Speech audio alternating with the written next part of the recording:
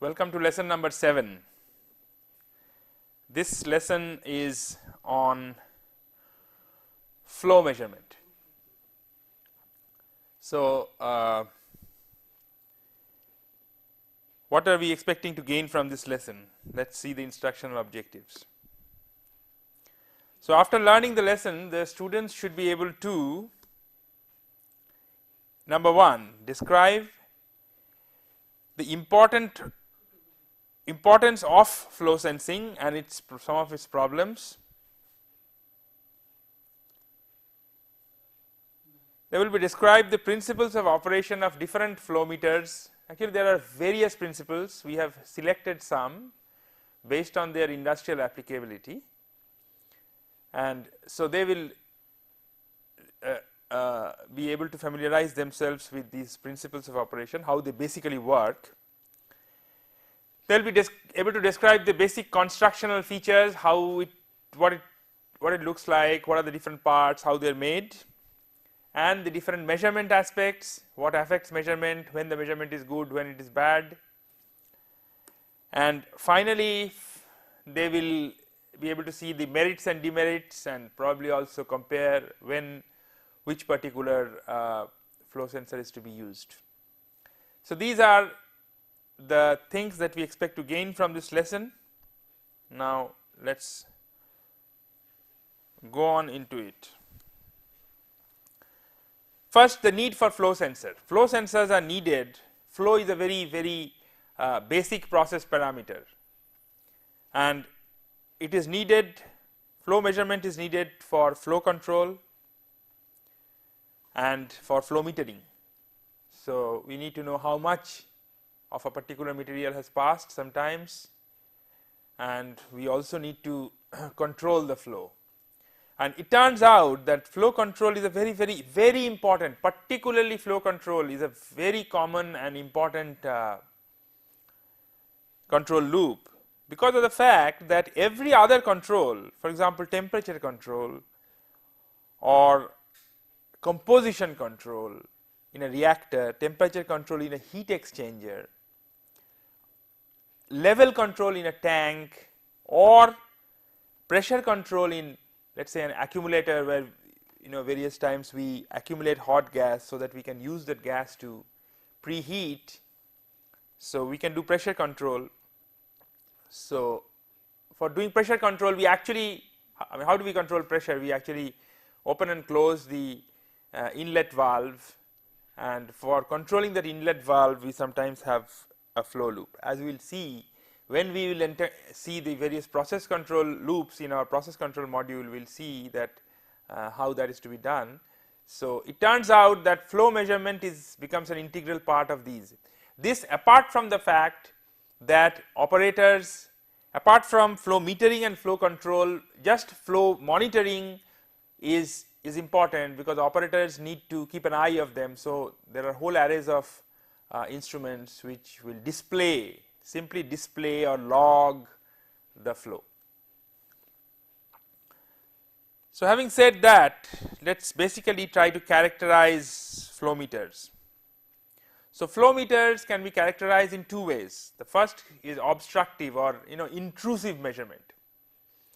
So, intrusive means that the instrument or the sensor will be put in the flow. So, it will affect the flow even if in a small way, but it will affect the flow, it will obstruct it. So, under this obstructive head we have various kinds of flow meters, and today we are going to look at differential pressure flow meters. Under that, two major categories, Orifice meters and Venturi meters. Then Rota meters, which are also very common in the industry, turbine flow meters, and well, there is a variant of turbine flow meters called paddle wheel meters, which are also similar. So, we are going to look at only turbine flow meters. Then among the non-obstructive ones or the non-intrusive ones, where the medium is utilized for sensing, but as such the instrument is not placed in the flow. So, you are doing the measurement, if it's flow in a flow in a pipe, we are typically talking about flows in pipes. Here we are not talking about open channel flows. So if it's flow in a pipe, then we are going to make the measurement from outside the pipe. We are not going to put anything within the pipe. So we have, among that we have electromagnetic flow meters, we have ultrasonic flow meters, and we have cross correlation flow meters. So these are the various types of flow meters that we are going to look at today. Start with differential pressure flow meters. These are the most common and widely used for liquids and gases in the industry. And basic idea is that you place, we will see it very soon. Basic idea is that you place a restriction in the pipe, that is, the pipe is flowing, at some point you obstruct the flow and you make a hole. So now the liquid which was coming from this side upstream, when it meets the obstruction and the hole, it has to flow through the hole. So in flowing past that hole, where when the flow area has reduced, it will develop a pressure across this obstruction, and it is this pressure which is measured and then calibrated in terms of the flow. So this is that's why it's called a differential pressure flow meter. So basically we are obstructing the flow, creating a differential pressure across the obstruction, and then measuring the differential pressure using some differential pressure measurement scheme which we see in the pressure measurement module.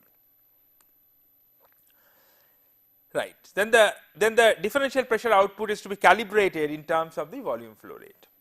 Incidentally, in this particular case, we are basically talking of volume flow rate. We are not talking of mass flow rates. Mass flow rate measurement requires two things. Firstly, it requires measurement of volume flow rates, and it could also require measurement of density, or sometimes it is done like that, and sometimes it is done directly.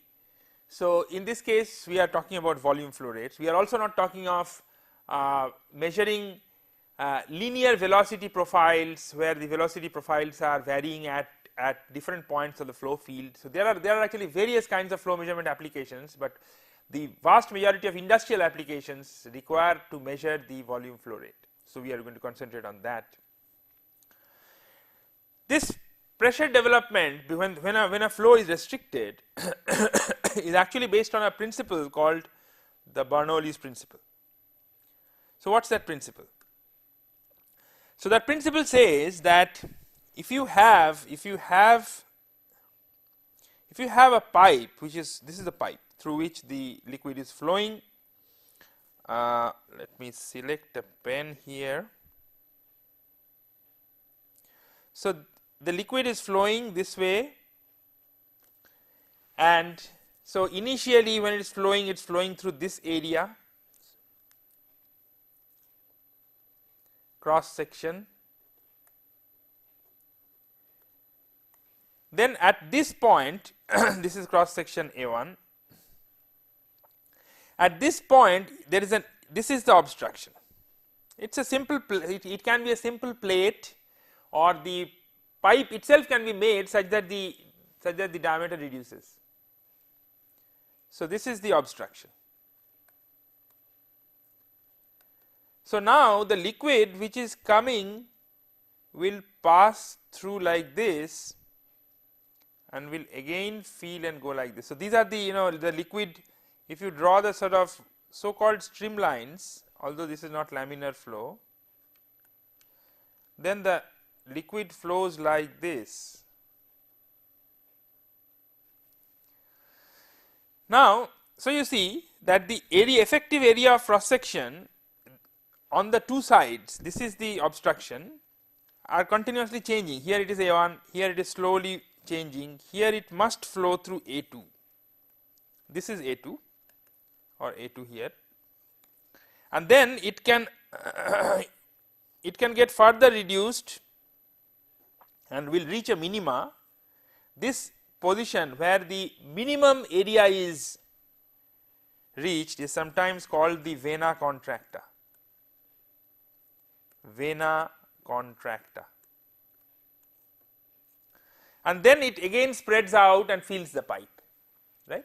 So, this is what is going to happen, and Bernoulli's principle says that if you have a fluid going, that is, you know, kind of, it says that essentially there are three forms of energy in flowing fluids. One is its kinetic energy, which is due to its velocity. Another is its potential energy, which is depending on at what height it is with respect to some datum level. In this case, this is the datum level. And the third one is the pressure energy, which is which depends on the pressure that exists in the fluid at that point of time. So, Bernoulli's principle says that if you assume that there is no friction loss, then this energy is conserved. So, anywhere the sum of these three energies are going to be the same. So, he says that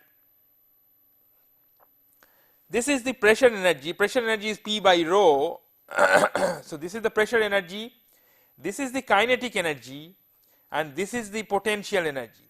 So, it says that at any 2 points these are going to be conserved roughly. So, you get this equation. If generally in our situation pipes are horizontal. So, if they are horizontal, then Z1 equal to Z2, and you can ignore these two terms generally. So, then you have this equation that P1 by rho 1 plus V1 square by 2 is equal to this. It also often happens if it is a liquid, then the liquid is incompressible, and if it is a single phase liquid then its density will also be same at 2 points. So, this does not change. So, then you have, so this is the basic principle. So, then you have, and this V1 is obviously related to the volume flow rate, because A into V1 the A into V1 will give you the volume. So, basically V1 is Q by A, where A is the cross section, right, and Q is the volume flow rate. So, you can relate this V1 with volume flow rate, and so that is how this the volume flow rate is actually related to the pressure, right. So, let us see how this principle is used. So, now we have an orifice meter which uses this principle. So, what, and so orifice meters can have, basic idea is the same, that we have a pipe. In the pipe we are going to put a plate with a hole in it, that is all, and we are going to measure pressure difference across this plate.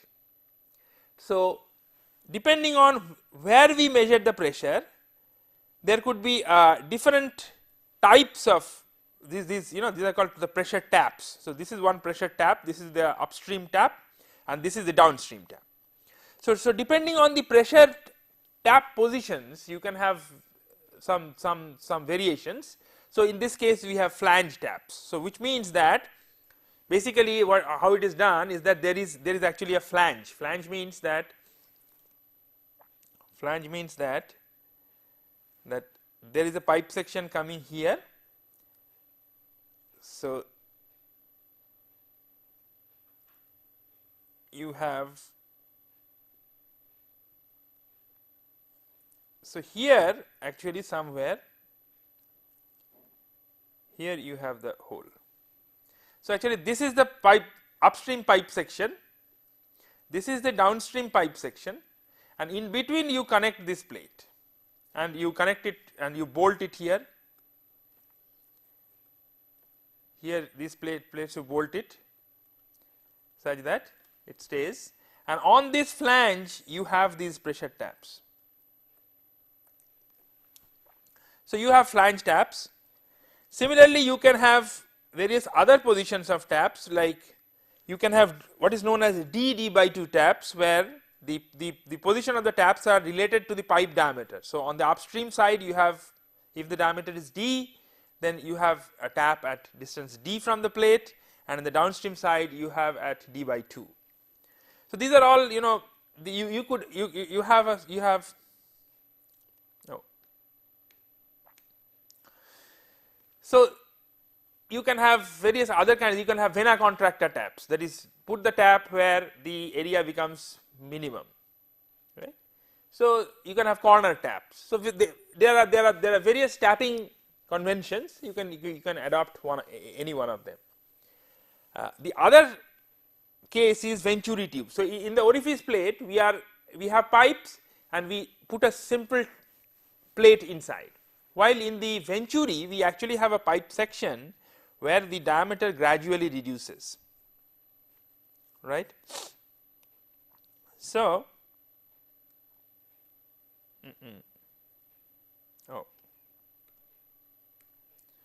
so here we have the Venturi. So, what happens here is that this is the upstream side, this is the upstream side, and these are the you actually do not have a single tap, you can have taps all across the periphery, so that you can take these measurements. Flow measurement, one thing must be understood, that flow measurement, because of turbulence, this Bernoulli's principle this uses turbulent flow conditions. So, because of turbulence there is always a pressure fluctuation. So, measurements are generally tend to be noisy. So, it is a good idea to make these pressure measurements and average them. So, that is why people can use different if you have a number of taps along the periphery, then you can use it for averaging and you will get noise reduction. So, you have these taps on the upstream side, and this is called the throat of the Venturi. So, the diameter here, the pipe section is made such that the diameter reduces, and sometimes this is smooth also. This looks, sometimes this is made smooth so that you do not have energy loss, okay. And then,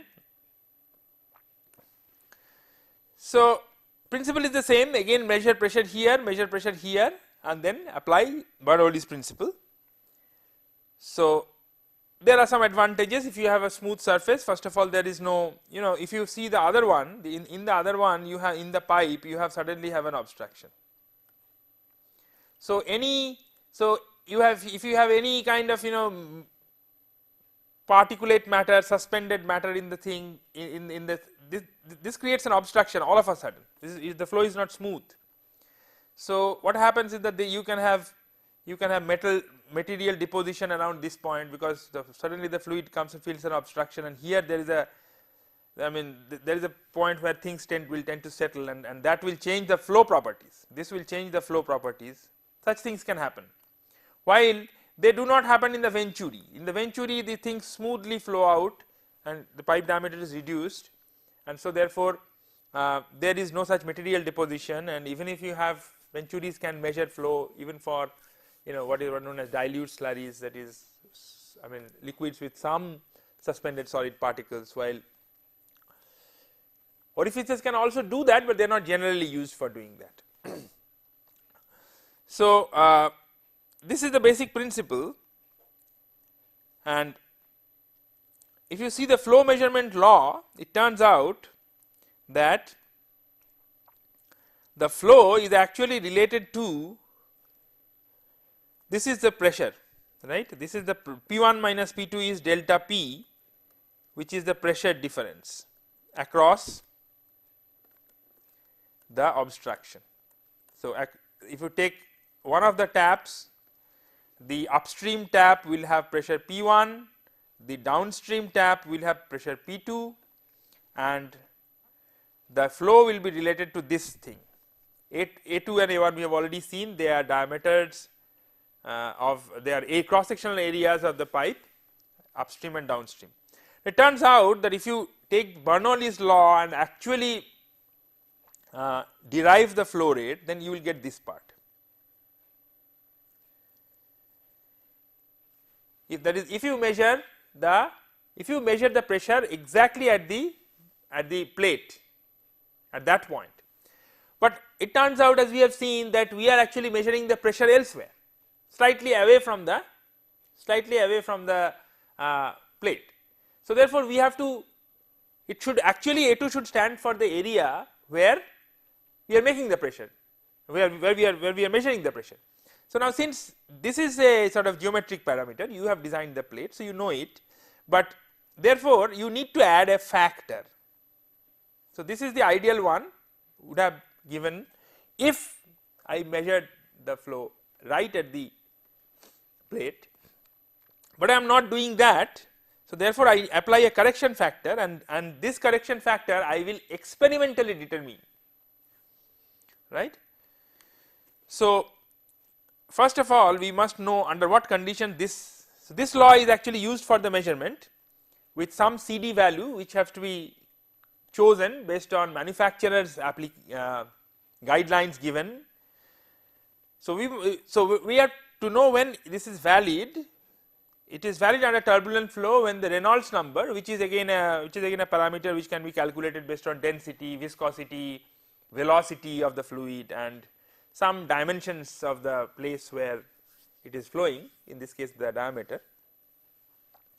So, based on that we calculate a parameter called Reynolds number, and when the Reynolds number becomes greater than 10 to the power 4 evaluates 2, we can assume that these measurements equations will hold.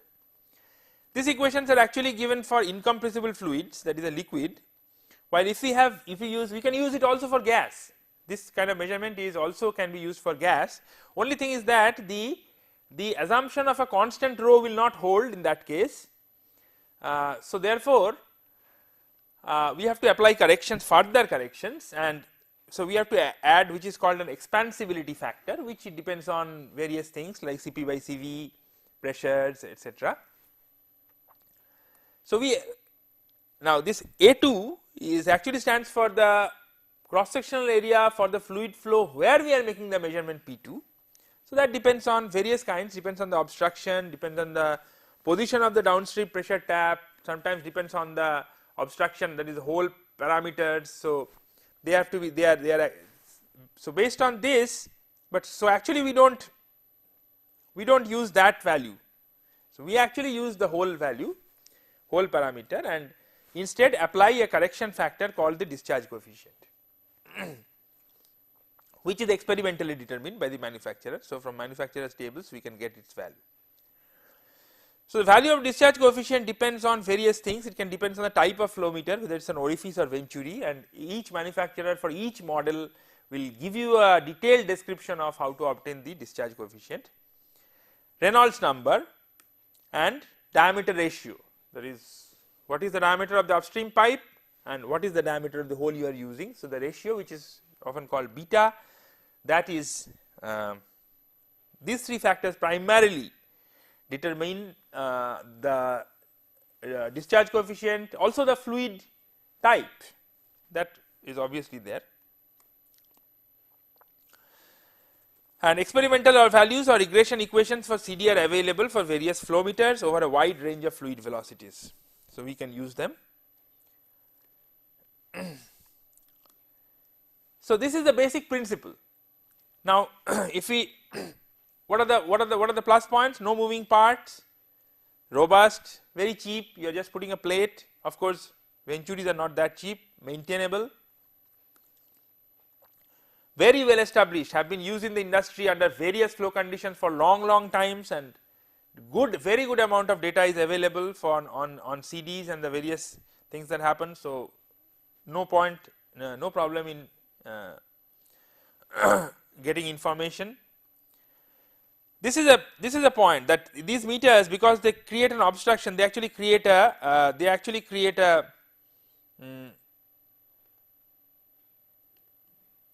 oops.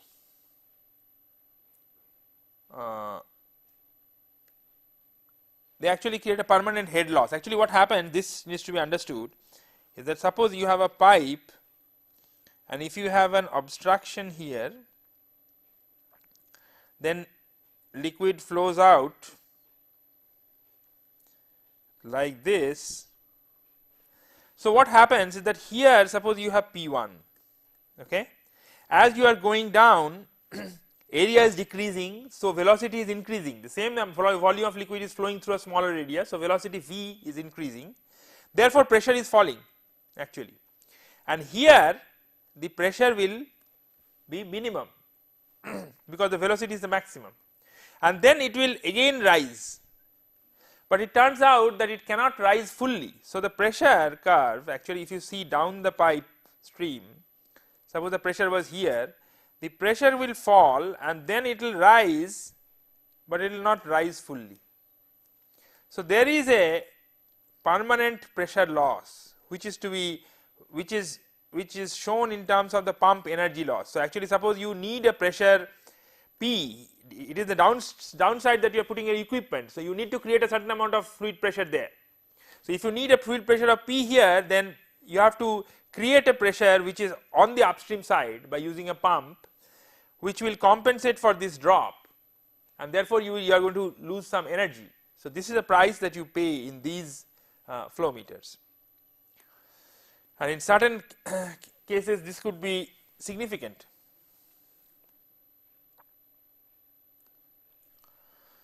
So, these, as we have seen, that the flow is, or rather the pressure is actually proportional to the square of the flow, right. It is root over delta P is coming, it is K into root over delta P. If you assume that that constant proportionality factor is constant, then you have an equation which is K into Q is equal to K into root over of delta P. So, what you are measuring is delta P. So, delta P is again some K1 into Q square. So, it is actually a square relationship, which means that that suppose the flow becomes 0.25 times or 25% of the rated flow. So, then the pressure measurement, pressure drop will become 0.0, so about 5-6% of the flow, and these pressure sensors, so when instruments operate at very low range, they actually become, they actually become inaccurate because there are some fixed errors. So, as percentage of readings, you will have lot of errors.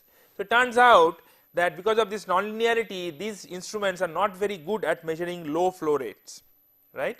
So, rangeability is the ratio of maximum value of the measurement to minimum value of measurement, or rather minimum value of measurement to maximum value of measurement. So, this is not very high, this ratio is rather low because you can't have very low measurements. Okay. So, that is another problem. Discharge coefficients can change with wear. Actually, you have in the orifice plate the sharpness of the edge, it is flowing through the hole, and the edge of the plate which is made. So, the edge of the plate is made like this, the edge of the plate on the so on the you have plates with edges like this. So, you have a sharp edge here, and if due to use this edge gets rounded, then the discharge coefficients will change and your flow measurements can become erroneous. So, it needs maintenance. It is generally applicable for clean fluids, although some amount of suspended particles can be used for, especially for Venturis. There are sometimes installation constraints, in the sense that it is required that, suppose if you place the meter in a position where just upstream of the meter there is a bend, then these meters will not read correctly. So there are restrictions that that is upstream, and especially upstream there should be straight pipe lengths. So, there are installation constraints. If you compare Venturi meters with Orifice meters, turns out, let us see, oops, what is happening here?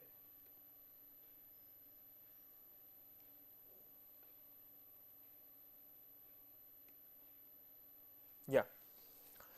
So you have Venturi meters can work on very high ranges. You can have very big Venturis. They are expensive compared to Orifice meters because you need to make the whole pipe section. They are nicely machined, not just a plate, but they are definitely offer good accuracy and lowest permanent pressure loss. So even if it costs, you are going to make up some of that cost by wasting less energy, less pump energy. So that is a good thing about Venturis. They have long working lives because they are smooth and the liquid passes. So once you install it, very little maintenance is required, and it can also measure flow of fluids with suspended solids. On the other hand, Orifice meters are the least expensive. but they have lower working lives due to wear in the edge, and generally they are good for clear fluids, not for fluids with particulate matters. Although sometimes it is used with an eccentric hole, the hole is not placed in the center but at the bottom, so that when the fluid passes, it will wash away any suspended particle that can accumulate. All right. So next we have the Rota Meter. So in the Rota Meter is sometimes called a variable area flow meter. So you might have seen this. So what happens is that you have a tube, right? This tube can be made of metal. This tube can be made of glass, generally made of glass in the common case. So the fluid is coming in and flowing out. So they're always to be installed in the upright condition, because so they cannot be installed horizontally. They have to be installed vertically all the time, and the fluid will flow this way and go out this way. So if you see the forces acting on the fluid, there is what is known as a float or a bob, which if the flow is not there, then this bob will actually sit here. This bob will actually sit here. So it will sit here. So as the flow increases, gradually the bob will rise. So at various flow rates, the bob will actually settle at a certain position. And if you read out from a scale where the bob is settling at the present time, then this scale is sort of calibrated in Q. So this will directly give a readout of the fluid flow rate. It's called a variable area flow meter because the area through which the fluid flows here and the area through which the fluid flows here, this area through which the fluid flows continuously varies as the float goes up and down. So the flow area is varied. I mean, contrast this with the Venturi. There the flow areas are constant, right? It is the pressure which is varying. While here, what is going to be the pressure? See, if you see a free body diagram of forces, then where will the float be stationary? The force will be the float will be stationary when the forces on it will actually balance out. So when will it balance out? So what are the forces? So the forces on this are the buoyancy force, which is upward. Then there is the its weight, which is downward, and it has you see what's happening here is that again the pressure on this side, there is actually the pressure, you see here the liquid is actually flowing through a constriction, right? So its velocity is so what's going to happen is that there will be a drag force, there will be a force which will be this side. So this is buoyancy force, there will be a force due to the flow, fluid will try to drag it up, and there will be a force on the weight. So when these will balance out, the float will be stationary, right? Correct. So now, so it turns out, so that means that, see, the drag force that is developed must always be the same. That is, it is the difference between the buoyancy force and the weight, which are constant for a float. So it is the force which is constant, but at different flow rates, to achieve this force, the float must settle at a different position. Okay. So now,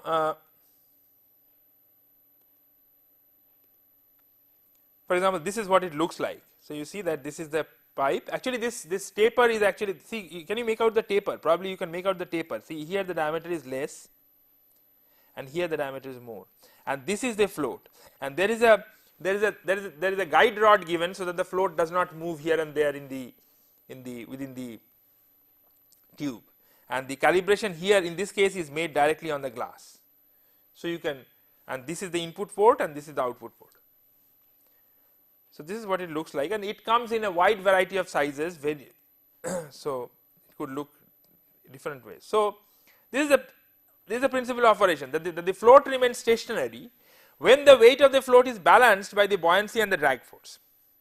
and the annular area between the float and the vertical tube varies continuously. Actually, that is why you must have a taper. The Rota meter wouldn't work if you made a cylindrical tube. Although the taper is very low to have a large range, but it is varying. So, when the float is in a particular position for a flow rate, the differential pressure varies with the square of the flow rate. This we have seen, this is from Bernoulli's principle, right.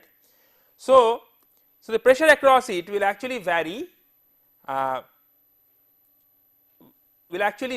because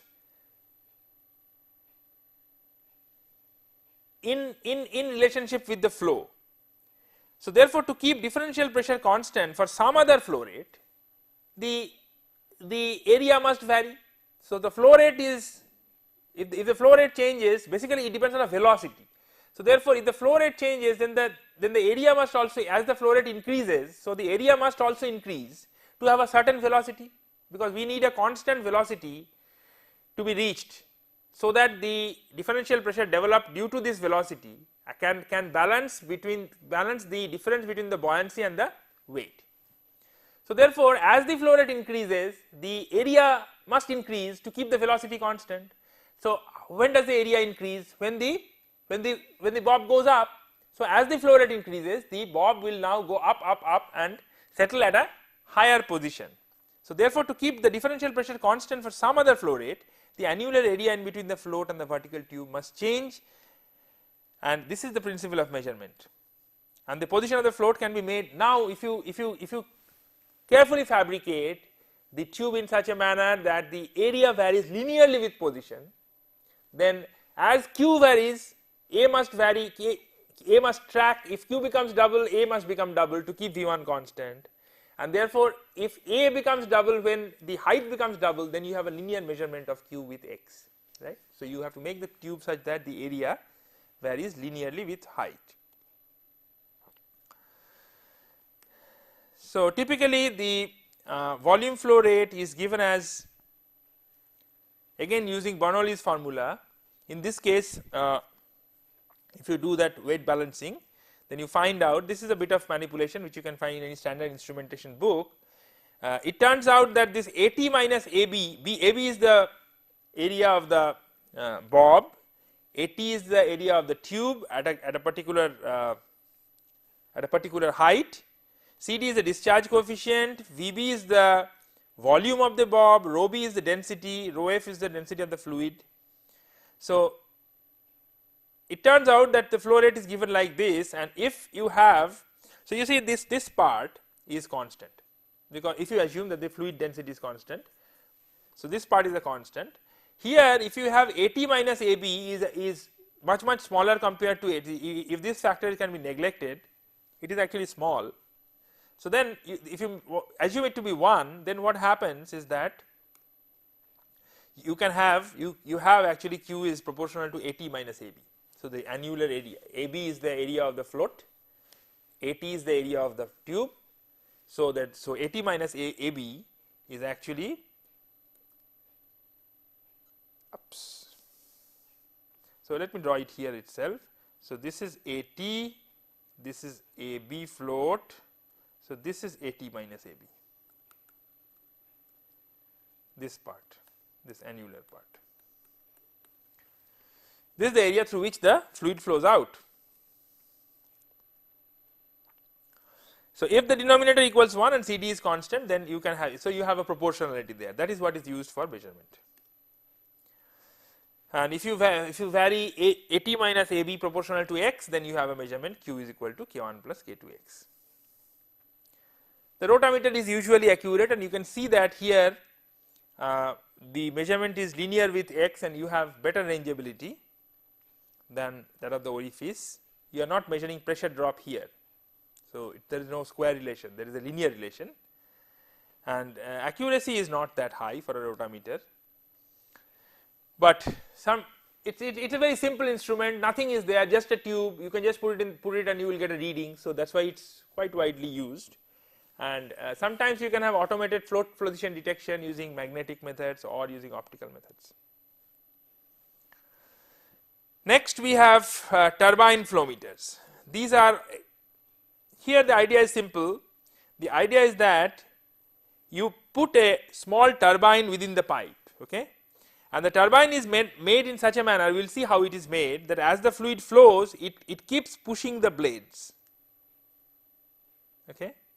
So it keeps pushing the blades, so the turbine starts rotating, and if you analyze the mechanics, then you will find that the rotational speed, because it is done by momentum transfer, so the linear momentum of the flow, some of it gets transferred to the angular momentum of the turbine. So therefore the flow rate becomes proportional to the rotational velocity of the turbine, and this rotational velocity of the turbine must be sensed from outside the pipe. The turbine is placed inside, so therefore people either use optical means, where as the blade rotates some light beam is going to be obstructed, or they use a magnetic means, where there will be a magnet, and as one of these metallic blades pass, there will be electric pulses or voltage or current pulses generated. So you count the pulses, then you know at what speed this turbine is rotating. So this is the basic principle of operation. And if you see the cross section area, you will find that this is a blade. So you see this is the blade, and actually this is not properly drawn. The blade is like this. So when the liquid passes, it actually pushes the blade. It pushes the blade, and so the turbine rotates. Right? Actually the blades are made slightly slant. Right? So when they are made slant, when the fluid will pass, it will push the blade this side. So that's how it rotates.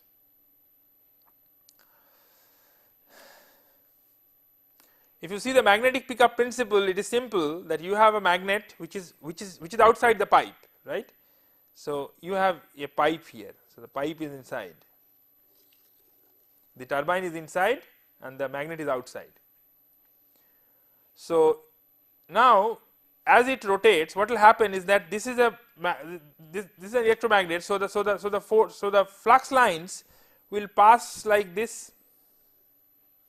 Actually these blades are actually must be exaggerated, that is they come actually quite near, they should come near it. So you can see that if the blades are facing the magnet, then the reluctance path of this path is iron. So therefore the reluctance path is somewhat reduced, while if this point is facing the magnets, then the reluctance of this path is not, it is still air, so therefore more reluctance.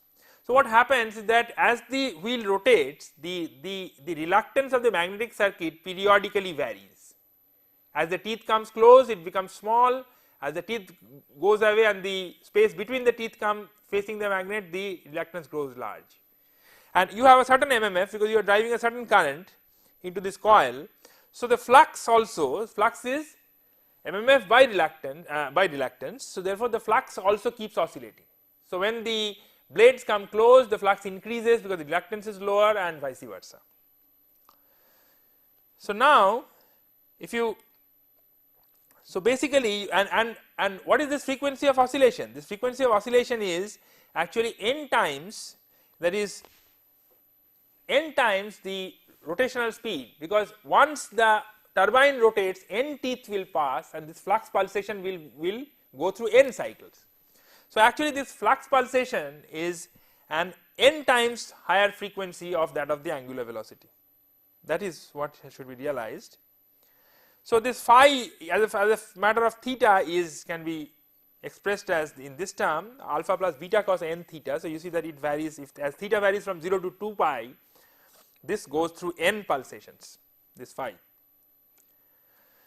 So now it's a simple matter to calculate what is E, which is what is the induced EMF in the coil. That is nothing but we actually have a permanent magnet. So permanent magnet means the magnetic strength is constant, and we have put the coil across which an EMF is induced as the flux pulsates. So that is given by simple d phi by dt, and it turns out that this is simple calculus will tell you that it is beta n omega sine omega t.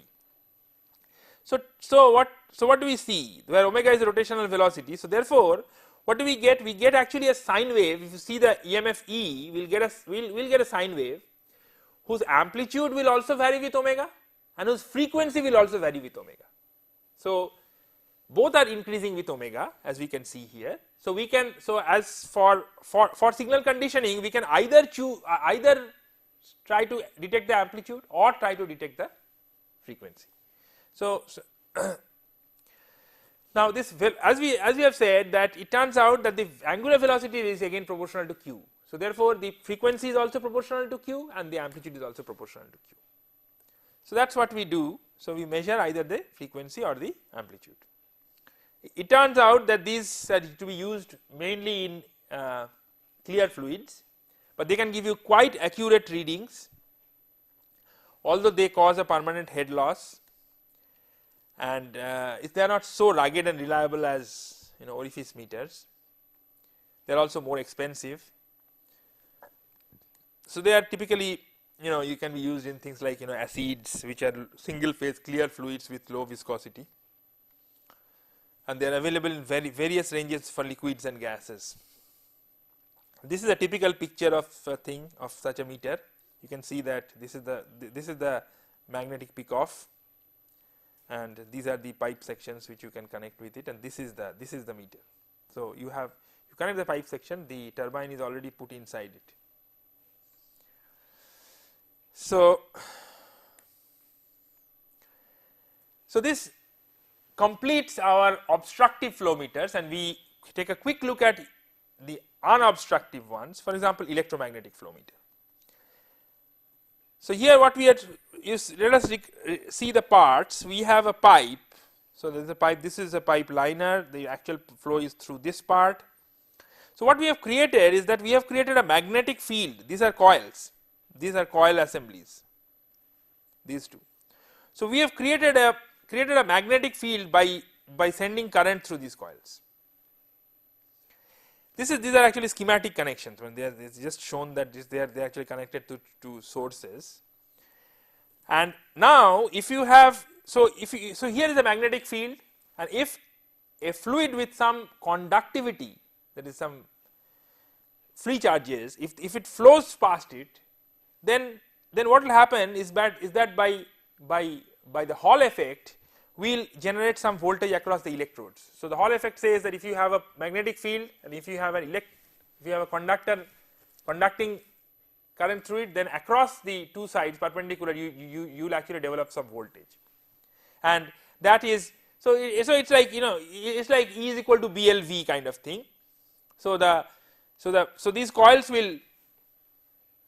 will cut the flux, and there will be some EMF generated. So it is this EMF which is actually sensed using these two electrodes, and this is the signal that you are going to get, and the magnitude is given by something like BLV. So B is constant by excitation, and L is the length, which in this case is actually the diameter. So the EMF is actually proportional to the velocity or the volume flow rate. So this is the simple method. There are some measurement issues involved, in the sense that you should use the excitation of this V, and some bit of signal processing is required, because there are some you can have thermoelectric potentials, etc. So you can have drifts if you use DC. So pure DC should not be used, and some you can use 50 Hz AC also, but 50 Hz AC has some 50 Hz interference problems sometimes. So you can use square wave current excitation and then take many samples and then average, so any offset will go away. So such simple signal processing is possible. After that, so you see that this is completely from outside the pipe. Similarly, we have an ultrasonic. This is not a transit time flow meter. This is a wrong title that we have got. This is, oops.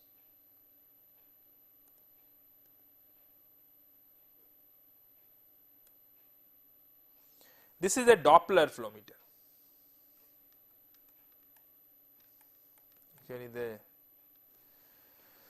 So what we are doing is, this is used for particulate. So you see in the fluid we have some solid suspended particles, right.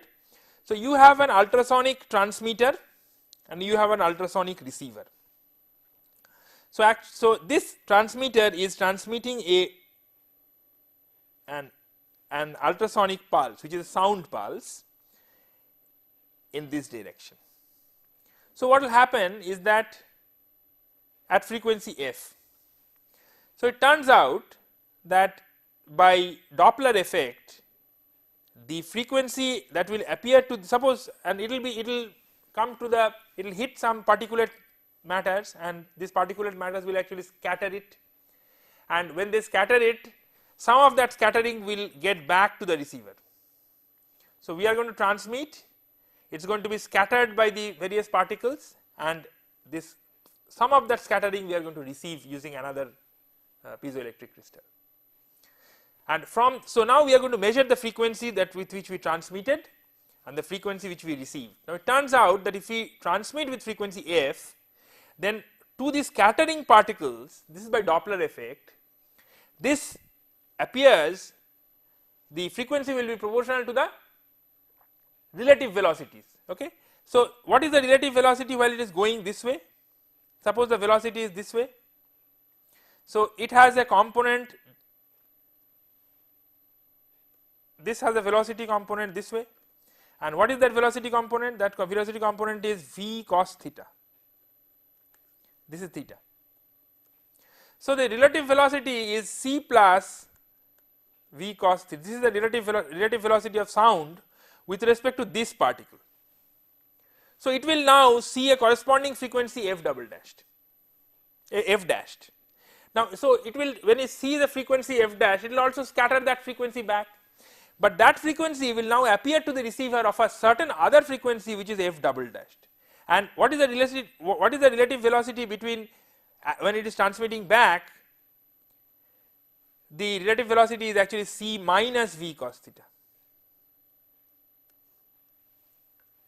So therefore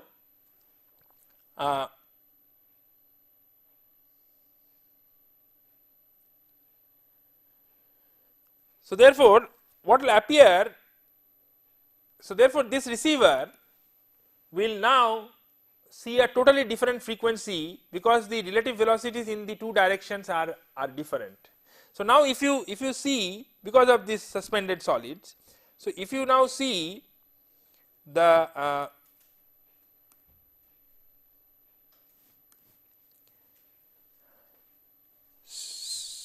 so if you see the I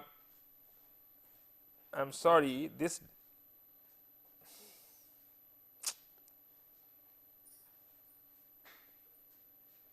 I don't know, this is creating a bit of problem. This diagram is to be ignored. So so if you see the frequency difference, between between these two, then you will find that the frequency difference will actually be, this f is constant, this is your transmission frequency, theta is also constant, depends on the angle at which you have put the transmitter and the receiver, c is constant, velocity of sound in the medium. So therefore it will be, this frequency difference is going to be proportional to the velocity, which is again volume flow rate. So this is the principle of Doppler flow measurement. Then we have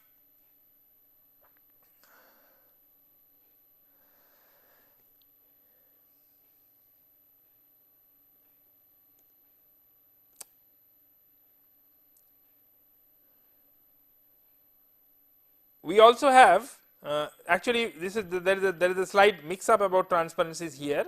Let me tell you that this is, now in this slide let us ignore this, and you can also measure by having what is known as a transit time flow meter.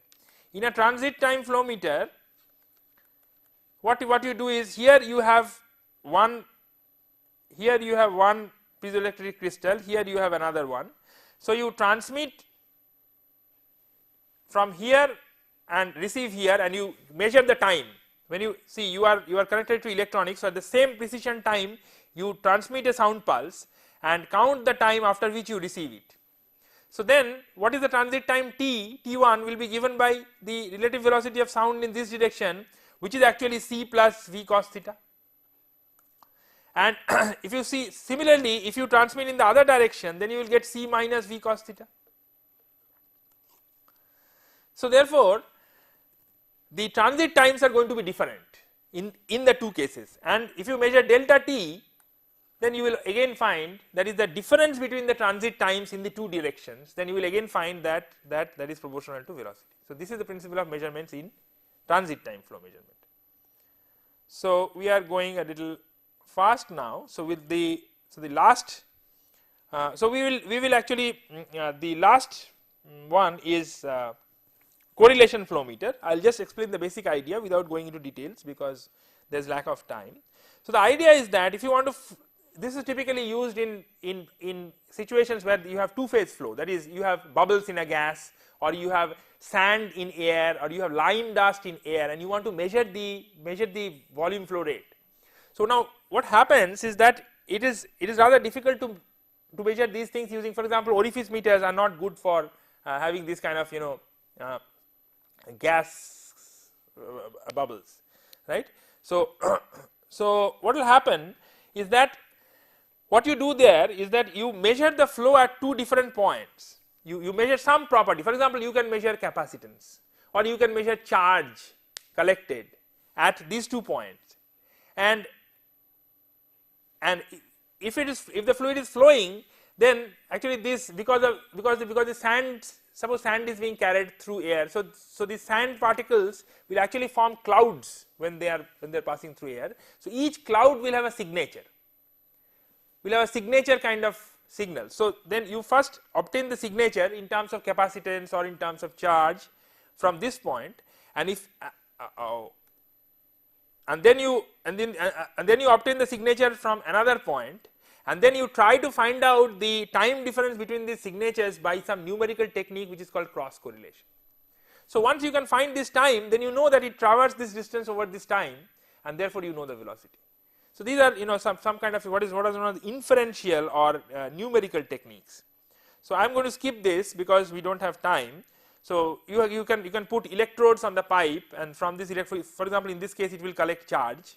So you collect charge from this point and you collect charge from this point, and then you correlate these two charges, and that way you can measure the velocity. So we are going to skip this, and we finally come to the points to ponder, which is, so there are several questions which you can think of. For example, can you think of two conditions for flow measurement by differential pressure flow meters, right? So think of two conditions under which they are applicable. One of them is that the flow must be turbulent. It is not applicable for laminar flows. So can you think of another point? What happens if the float in the rotameter floats in the fluid? Obviously you are not going to get a reading. Why? So the float must be generally heavier than the fluid density. What is the preferred signal processing method for turbine meters and why? So you have two choices, one is amplitude measurement, another is frequency measurement. Which one do you prefer and why do you prefer it? When is an ultrasonic flow meter appropriate? So when should you use an ultrasonic flow meter rather than an obstruction flow meter? When can you use a cross correlation flow meter? And finally, when should you use an electromagnetic flow meter? These flow meters are useful under certain conditions, so which is apparent from the principle. So study the principle and try to find that condition. So that's all for today. Thank you very much. See you in the next lesson.